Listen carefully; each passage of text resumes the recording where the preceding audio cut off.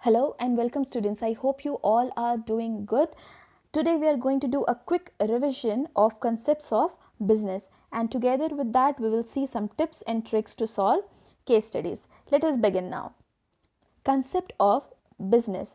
See, this is the flowchart of business concept. Okay, let us start now. Students, as you have studied in your first chapter that business concept, what does it tells? That business concept or the business is generally an activity. Okay, it is a regular activity which is done by the people. Okay, businessman. Now business concept is divided or categorized into two, that is human activity and business activity. Now students, human activities are the activities which are done by generally any human. Okay, it is not compulsory that it is done by only businessman. Okay, but the business activity here are the activities which are done specifically by the businessman, right? Now we will see the first one, that is types of human activities. As we have studied that there are two types of human activities. What are those? The first is economic and the second is non-economic. See student, wherever you hear the term economic, you relate that word with money, right? So economic activities are the activities which are done to gain the money, right? And non-economic activities are the activities which are done for what? For their happiness, for their love, affection. It is not done out of, like, it is done out of their love, affection. Okay, it is not done for earning money, right?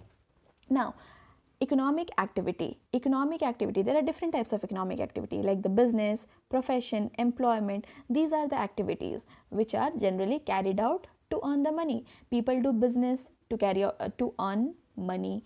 Profession, people, the lawyer, the engineer, there are different professionals. Okay, and they do their job to earn money. Employment, there are different people who work as an employee in an organization, and what is their motive? To earn money.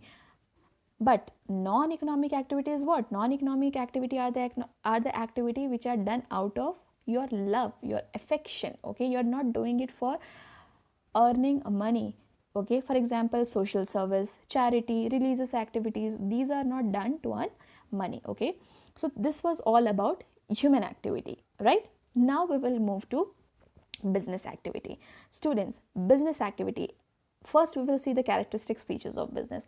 As I always tell you that business is what? Business is the one activity which is generally done to earn more and more profit. So the first is economic activity. Any activity which is done to earn money is known as economic activity. So business is also done to earn money, so that is why business is also known as the economic activity, right? Now the next is production or procurement of goods and services. In business, generally, what activities are carried out? Production of goods. Procurement means to acquire the raw materials, okay, acquire the goods from the others. So business involves production or procurements of goods and services. Then it also involves sales and purchase of goods and services. Okay, after the production, when the output is made, or when the output is generated, then those outputs are sold to the customers. Now business is something which occurs on a regular basis. Okay, as I told you, if you remember, I have given you the example, like for example, if you sell out your old TV. Okay, if you are selling your old TV, then like that is a one time activity. Okay, you're not doing it on regular basis. But if you have the shop of selling the old TV, like you're purchasing old TV and selling those TV to the customers, then that is your business, because you are doing that business on a regular basis. Okay, so business is something which has to be done on regular basis. And the last, that is very important point, profit earning. Business is what? Business is basically done to earn profit, right? Now moving towards the objectives, what are the main objectives of doing business? The main objective of doing business is categorized in three parts: economic objective, social objective, and human or individual objective. Economic objective, students, as I told you, whenever you hear the term economy, you relate it with money. Okay, what is the main objective of business? Why the business is set up, or why we, like for example, if like I am the person and I want to I want to set up my business, what will be my objective? To earn money, right? So the basic objective of the business is to earn money, to earn profit, and when they earn profit, ultimately they grow their business, and if they grow their business, they will be able to survive their business in the survive in the marketplace. Okay, so the basic objective or the main objective is to earn money. Okay, earn profit. Now what is social objective? As I always say, student, business is something which is what? Business exists in the society. Business uses the resources of the society. Okay, it gives the chance to the people of the society to work under him. So if business is using everything from the society, then definitely it has some obligation towards the society also. So the basic obligation is what? To give them good quality products, to supply them non adulterated products. Okay, the customer should know complete information about the product. So these are the points which the business houses should take care of. Okay, now there are many points you can go through it, like the businessman should not do any unfair trade practice. They should not do any unfair trade practices. Okay, now these are the points of social objectives. Coming towards the human or the individual objective, see, these objectives are related to the employees of our employees of the organization. Students, the manager should work to what? Manager should work towards the benefit of the employees. Okay, they should take care of the employees, they should provide them good working condition, they should provide them good salaries, they should provide them the scope for their growth so that they can grow in their business. Okay, and many other benefits the businessman should provide the employees. So these are the basic objectives of the business, right? Now what is the role of profit in the business? Why business require profit? See, business require profit for what? If business earns profit, then definitely it will get the chance to grow and expand its business, right? And the business will be able to compete with its competitors, and ultimately it will survive in the market, right? So that is why it is necessary. So till here we have studied about what? The types of activities, business activities types. We have seen there are two activities, human activities and business activities. We have seen about human activities and we have also seen about business activities. Now the last topic is classification of business activities. See student, business is again classified into different type. What are they? Let us start. Industry and commerce. Students, industry and commerce. Business is again categorized into two parts, that is industry and commerce. Industry is again divided into three: primary industry, secondary industry and tertiary industry. Okay, see, let us begin first with the industry part. Student, as I say, industry, by industry what do you mean? Industry is what? Industry is nothing but it is, industry refers to an activity which actually converts raw material into final product or useful products. Like for example, there are three categories: primary, secondary and tertiary industry. What is the work of primary industry? The main work of primary industry is to extract the natural resources, okay, the raw materials. After what? After extraction of those resources or natural resources, okay, and extraction and generating raw material, okay, they supply it to the secondary industry. What is the work of secondary industry? They take the raw material and convert it into final goods. Okay, now the last is tertiary industry. The basic work of tertiary industry is to provide support service to the both industry. Okay, when the output is produced, then the tertiary industry will provide them its support in what? In distribution, in transportation, in advertising of the good. Okay, number of things. So industry is what? Industry refers to an activity which actually converts the raw material into finished products. Under industry there are different types: primary industry, secondary industry and tertiary industry. All the industry have different work. Okay, primary industry, what it does, it extracts the natural resources, okay, and they get the raw material. Now They supply the raw material to secondary industry. Secondary industry does what? They convert the raw material into finished products. And finally, the tertiary industry helps them to supply and to transport the raw material to the ultimate consumer, right? Now coming towards the next part, that is commerce. What do you mean by commerce? Students, commerce means what? See, commerce generally refers to the activity which involves distribution of goods. Okay, commerce is little bit related to trade, like they are the same kind of terms. Okay, commerce is related to the activity of distribution of goods to the ultimate consumer. Okay, so commerce is what? Commerce are those activities which actually is related to the distribution of goods to the ultimate consumer, right? Now under commerce there are two types, trade and aids to trade. Okay, trade means what? Simple. Trading means what? Buying and selling of goods. What is the trade? Trade means buying and selling of goods and services, right? Under trade, there are different types of trade: internal trade and external trade. Internal trade means buying and selling of goods within the geographical limits of country. Internal means within our country, and external trade means buying and selling of goods outside the geographical limits of the country, right? Under the internal trade, there are retailer, wholesaler, and under the external trade, there are different types of external trade: export, import, intraport. Okay, we have studied all these points. Now, coming to the aids to trade. Aids to trade is what? Aids to trade is generally these are the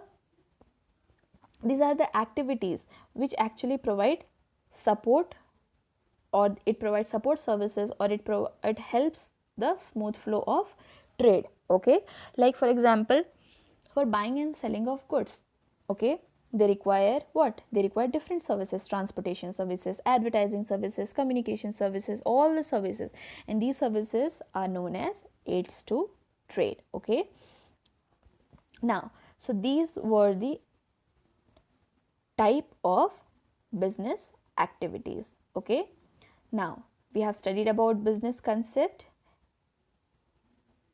and now we will move to the next, that is tips and tricks to solve case studies. Students, case studies are very important from examination point of view.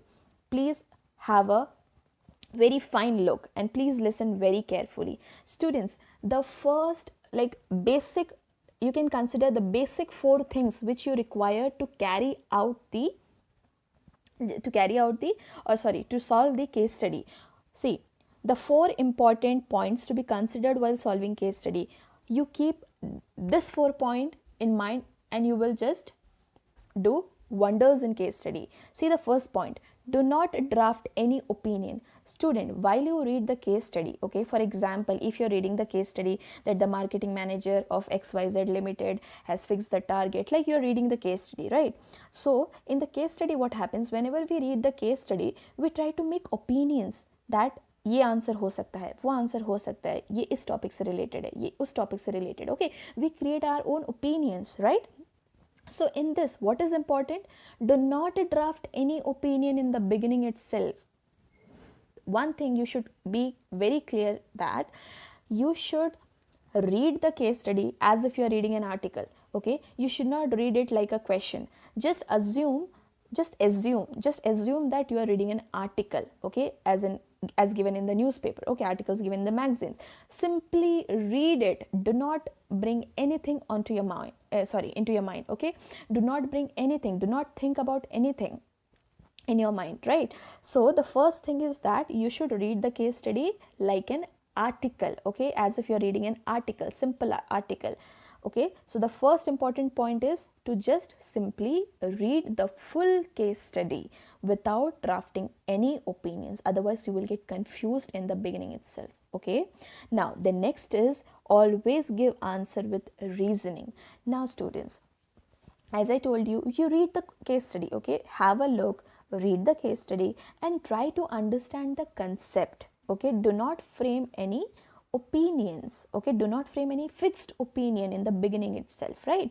Now the next is always give answer with reasoning. For example, if the question is for, like, if the question case study is for 1 mark, or if the case study is for 5 mark, whatever it may be, okay, in 1 mark also, just don't write a single word or just don't write a single point. You have to give reasons for your answer. You have to describe it and you have to justify your answer. That is the most important part of the case study. Even if it is for 1 mark, or it is for 2 marks, it is for 4 marks, or it is for 5 marks, you have to justify your answers. Do not give one word answers. Okay, so whatever the answers you feel it is, okay, you have to give reasoning for your answer. That is must in the case study. Okay, this will lead you to good marks, right? Now the next is what? Probable answer in case of multiple alternatives. What does this mean? Student, many time it happens that whenever you, like, if you will read the case study, okay, you will feel like you will get multiple answers. Okay, you will get confused. You will feel that, like, for example, like you will feel that option A is also answer and option B is also the answer. Like you will be confused among many topics. You will get confused among different alternatives. At that moment, what you need to do, see, if you feel that a single question has more than one answer, like if you get confused and if you're not sure what is going to be the correct answer, then in that case what you need to do, the first thing you need to do is write the probable answer. Like if you're not sure of the answer, right, you're confused, then what you should do, first you should read the question paper, sorry, you should read the case study, and if you're confused between two answer, okay, for example answer A or answer B, okay, if you're confused and if you feel that the answer A is 80% correct or answer A is 60% correct and answer B is 40% correct, so go and write the answer A.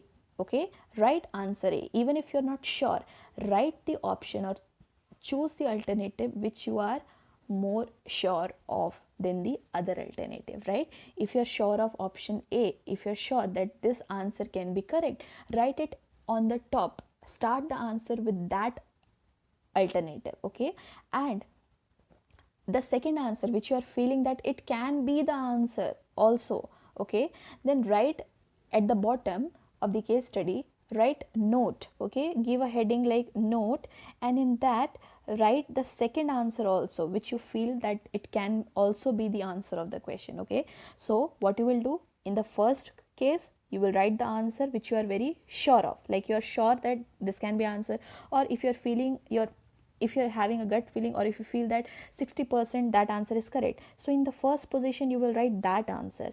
And the second option which you are feeling, okay, do not skip that or do not leave that, write that answer also in the question, like in your answer. Okay, at the bottom you give the heading note and write that answer also. So in this way you can play safe. Okay, if the answers will be correct, then definitely you're going to score. But by chance, if you by mistakenly or by chance if you leave one option and go for the other option, and if that option, like if that option goes incorrect, then you will lose mark. So that is why if you're confused between two options, write both the options, but on the first position write the option which you are more sure of.